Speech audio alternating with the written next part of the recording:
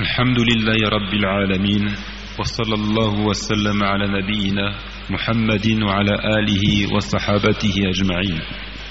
Louange à Allah, Seigneur de l'univers, et prière et bénédiction d'Allah sur son prophète Muhammad, sa famille et ses compagnons. Sachez, chers frères, que l'adoration a des piliers sur lesquels elle repose et sans lesquels elle n'est pas valable. L'adoration qui est définie comme Kamalu Zulli Lillah Ma'a Kamalil Hubb, l'expression d'une parfaite soumission à Allah, une totale résignation et un amour sans borne pour lui. Ainsi, l'amour d'Allah est très fondamental et il est obligatoire pour tous d'aimer Allah plus que tout. L'amour, qui est un sentiment inhérent à la nature humaine, indissociable du cœur de l'homme, mais le croyant, lui, aime Allah, alors que le mécréant aime un autre que Allah. وَمِنَ النَّاسِ مَن يَتَّخِذُ مِن دُونِ اللَّهِ أَندَادًا يُحِبُّونَهُمْ كَحُبِّ اللَّهِ وَالَّذِينَ آمَنُوا أَشَدُّ حُبًّا لِلَّهِ. Parmi les gens, il en est qui prennent en dehors d'Allah des égaux et qui les aiment comme on aime Allah, et les croyants, eux, sont les plus ardents en l'amour d'Allah. Et la preuve de cet amour sincère voué à Allah, c'est la suivi stricte du prophète Muhammad sallallahu alayhi wa sallam. قُلْ إِن كُنتُمْ تُحِبُّونَ اللَّهَ فَاتَّبِعُونِي يُحْبِبْكُمُ اللَّهُ وَيَغْفِرْ لَكُمْ ذُنُوبَكُمْ. Dis, si vous aimez réellement Allah, suivez-moi donc. Allah vous aimera alors, il pardonnera vos péchés. Et ce verset est un argument décisif contre tout hérétique et tout désobéissant qui se leurre en disant « J'aime Allah » alors qu'il lui désobéit. تعصي الإله وأنت تزعم حبه هذا محال في القياس شنيع لو كان حبك صادقا لأطعته إن المحب لمن يحب مطيع. Tu désobéis à la divinité et tu t'imagines l'aimer. Ceci est impossible et contraire à la règle appliquée. Si ton amour était sincère, tu lui aurais obéi. L'amoureux obéit toujours à celui dont il est épris. Et sachez, chers frères, que seul celui qui s'attache fermement à la religion et applique la loi d'Allah peut espérer être un des alliés de Dieu. إن أولياء الله لا خوف عليهم ولا هم يحزنون الذين آمنوا وكانوا يتقون. Allah dit, n'est-ce pas que les alliés d'Allah ne connaîtront ni crainte ni tristesse, ceux qui ont cru et qui ont été pieux. Et dans le récit authentique, Allah dit, Man aada li waliyan faqad azantuhu bil harb. Celui qui prend mon allié en inimitié, je lui déclare la guerre. Celui qui se fait l'ennemi de l'un de mes élus, je lui déclare la guerre. Et ensuite, il donne la description de ses élus. Il nous montre la voie qui pourrait nous mener à l'alliance avec Allah le Très-Haut. Il dit وَمَا تَقَرَّبَ إِلَيَّ عَبْدِي بِشَيْءٍ أَحَبَّ إِلَيَّ مِمَّا افْتَرَضْتُهُ عَلَيْهِ وَمَا يَزَالُ عَبْدِي يَتَقَرَّبُ إِلَيَّ بِالنَّوَافِلِ حَتَّى أُحِبَّهُ. Mon esclave ne fait pour se rapprocher de moi aucune action plus aimée de moi que ce que je lui ai imposé. Et mon esclave ne cesse de se rapprocher de moi par des actes surérogatoires jusqu'à ce que je l'aime. La voie est donc la suivante. Pour être aimé d'Allah, il convient de mettre l'accent sur les obligations. 5 prières par jour, le mois du Ramadan, etc. Et ensuite de faire suivre cela par des œuvres surérogatoires jusqu'à ce qu'Allah nous aime. فإذا أحببته كنت سمعه الذي يسمع به وبصره الذي يبصر به ويده التي يبطش بها ورجله التي يمشي بها وإن سألني أعطيته ولئن استعاذني لأعيذنه.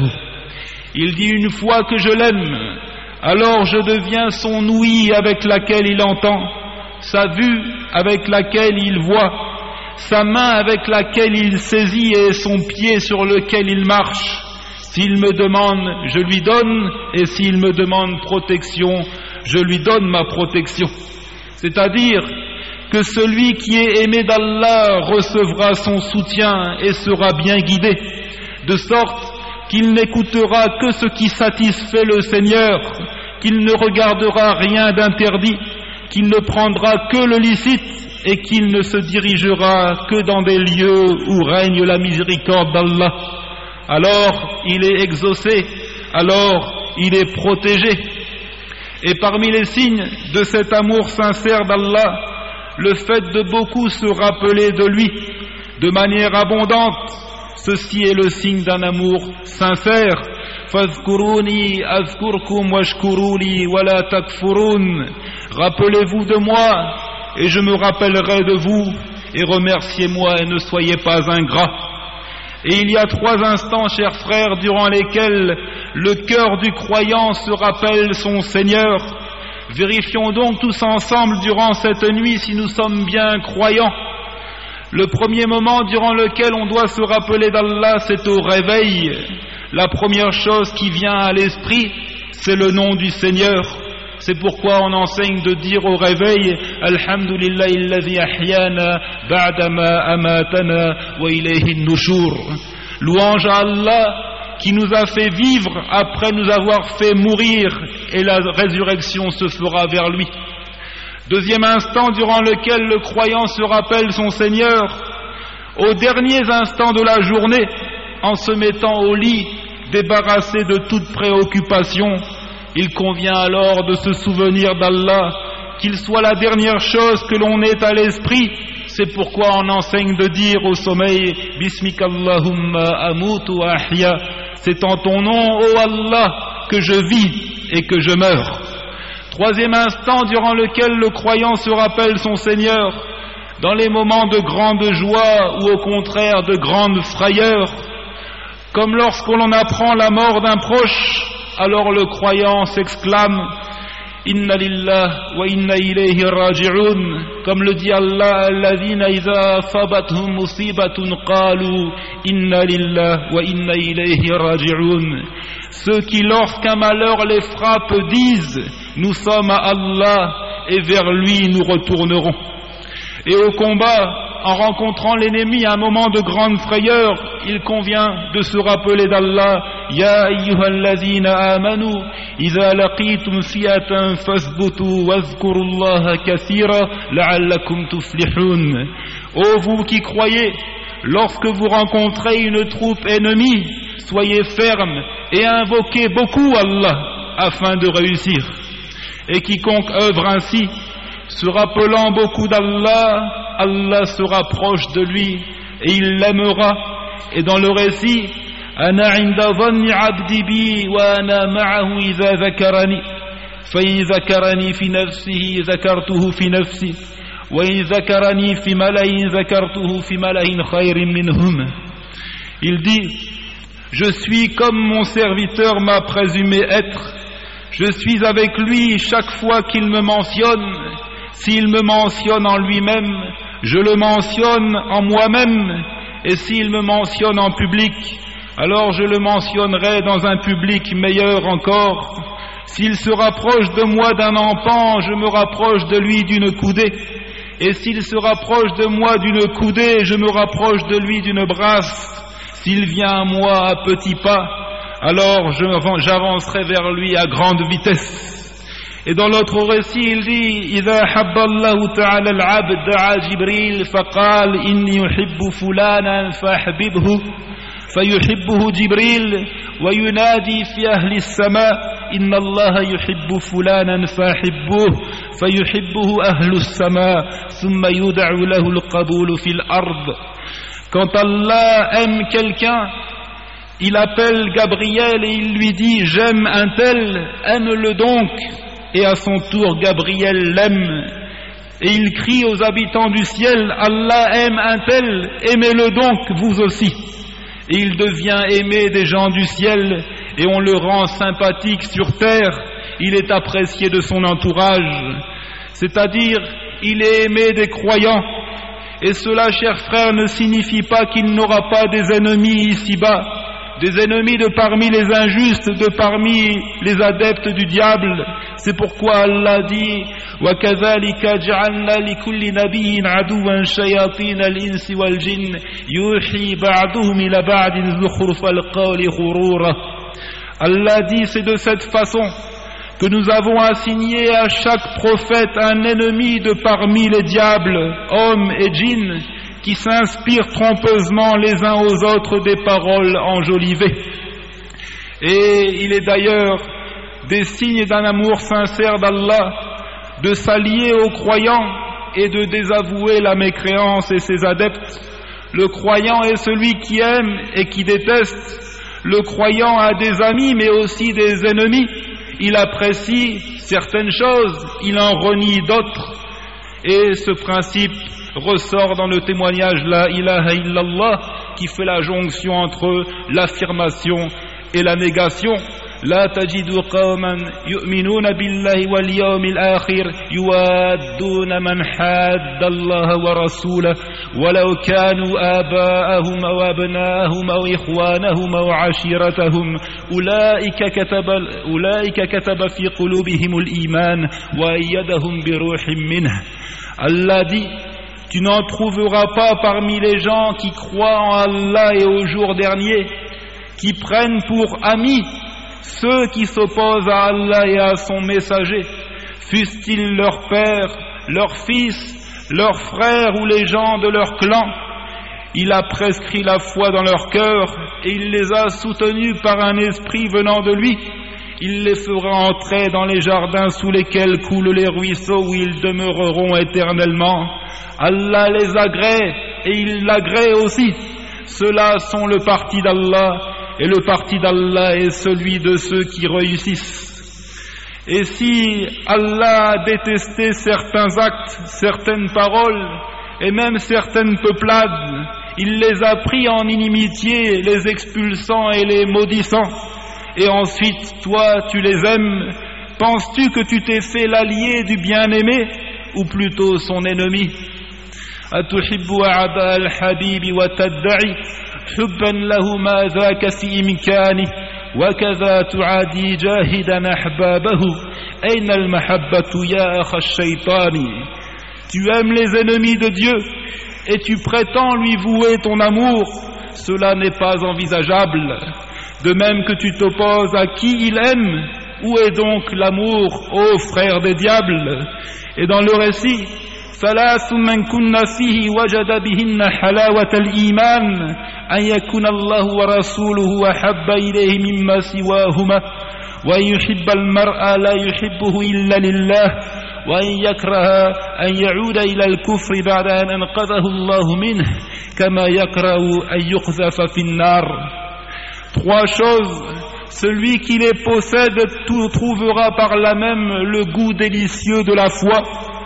Qu'Allah et son messager soient plus aimés de lui que tout autre, qu'il aime une tierce personne, il ne l'aime que pour Allah, et qu'il déteste retourner à la mécréance après qu'Allah l'en ait extirpé, comme il détesterait être lancé dans le feu. Ainsi, l'amour des créatures est conditionné par l'amour d'Allah, et dans le récit, Man ahabba lillah wa abghada lillah faqad istakmala al-iman. Celui qui aime pour Allah et qui déteste pour Allah, celui-là a parachevé la foi. Et sachez que celui qu'Allah aime ne sera jamais châtié. وقالت اليهود والنصارى نحن أبناء الله وأحباؤه قل فلم يعذبكم بذنوبكم. Les juifs et les chrétiens ont dit, nous sommes les fils d'Allah et ses bien-aimés. Dis, pourquoi donc vous châtie-t-il pour vos péchés? C'est-à-dire, si vous étiez réellement ses bien-aimés, ceux qu'il préfère, il ne vous aurait pas châtié. Celui qu'Allah aime, il ne le châtie pas. Et chers frères, il ne faut pas confondre le châtiment et la mise à l'épreuve. Allah châtie les infidèles et il met à l'épreuve ceux qu'il aime. Dans le récit, Inna izama al-jaza ma izamil bala wa inna Allah ta'ala idha habba qawman ibtalahum فمن رضي فله الرضا ومن سخط فله السخط. La grandeur de la récompense va de pair avec l'intensité de l'épreuve, et Allah le Très-Haut éprouve un peuple lorsqu'il l'aime. Celui qui en est satisfait obtient l'agrément d'Allah, et celui qui est mécontent reçoit la colère d'Allah. Il dit: Ma yazalul bala'u bil mu'mini wal mu'minah fi nafsihi wa waladihi wa malihi hatta yalqa Allah ta'ala wa ma alayhi khatiyah. L'épreuve ne cessera de toucher le croyant et la croyante dans sa personne, son enfant et son argent, jusqu'à rencontrer Allah le Très-Haut, wa ma alayhi khatiyah, débarrassé de toute faute, débarrassé de tout péché. Il n'aura plus à rendre compte, celui qui a été durement éprouvé ici-bas, et c'est encore une fois le signe d'un amour d'Allah pour son serviteur. Cela est réservé aux croyants. Celui qui lutte pour la cause d'Allah et qui surmonte les épreuves décrétées en se montrant endurant lorsqu'un malheur le frappe et reconnaissant lorsqu'une grâce lui est offerte. Soyez donc de cela et sachez qu'Allah se passe de tout l'univers et qu'il secourra sa religion bon gré, mal gré. Ya ayyuhallazina amanu من يرتد منكم عن دينه فسوف يأتي الله بقوم يحبهم ويحبونه أذلة على المؤمنين عزة على الكافرين يجاهدون في سبيل الله ولا يخافون لومة لائم. Ô les croyants, quiconque parmi vous apostasie de sa religion, Allah fera venir un peuple qu'il aime et qu'il aime, modeste envers les croyants et fier et puissant envers les mécréants, qui luttent dans le sentier d'Allah, ne craignant le blâme d'aucun blâmeur. Et qu'aurions-nous à vouloir une autre religion, alors que c'est la seule qui est agréée? Et qu'aurions-nous à aimer un autre qu'Allah, alors qu'il n'y a que deux raisons d'attacher son cœur? Les cœurs sont naturellement prédisposés à s'attacher et à aimer celui qui se montre bienfaisant à leur égard. Qu'en est-il donc de celui de qui provient tout bienfait? وَمَا بِكُم مِّن نِّعْمَةٍ فَمِنَ اللَّهِ. Et tout ce que vous avez comme bienfait, il provient d'Allah. وَإِن تَعُدُّوا نِعْمَةَ اللَّهِ لَا تُحْصُوهَا إِنَّ اللَّهَ لَغَفُورٌ رَّحِيمٌ. Et si vous comptiez les bienfaits d'Allah, vous ne sauriez pas les dénombrer. Allah est certes grand pardonneur, grand miséricordieux. Deuxièmement, les cœurs sont prédisposés à vouer l'amour à ce qui est beau. Ils aiment la perfection et la puissance. Ils n'apprécient pas la laideur. Qu'en est-il donc de celui qui s'est fait connaître à ses serviteurs par ses noms les plus sublimes, ses attributs les plus parfaits? Allah est le parfait, sans aucun défaut. Il est beau, Allah subhanahu wa ta'ala. Et cela est propre à Allah, alors que toute créature est défaillante. N'allons-nous donc pas l'aimer? N'allons-nous donc pas l'adorer comme il se doit? Walillahi al-asma'ul husna fad'uhu biha. À Allah les noms les plus beaux, invoquez-le donc par ces noms. Et parmi ces noms, Al-Wadoud, celui qui est plein d'amour, celui qui aime beaucoup. Qu'Allah nous aime donc en cette nuit bénie et qu'il nous inscrive au nombre de ses alliés, ceux qui sont exaucés, ceux qui sont sous sa protection. Wa sallallahu wa sallam ala nabiyina wa ala alihi wa man wala walhamdulillahi rabbil alamin.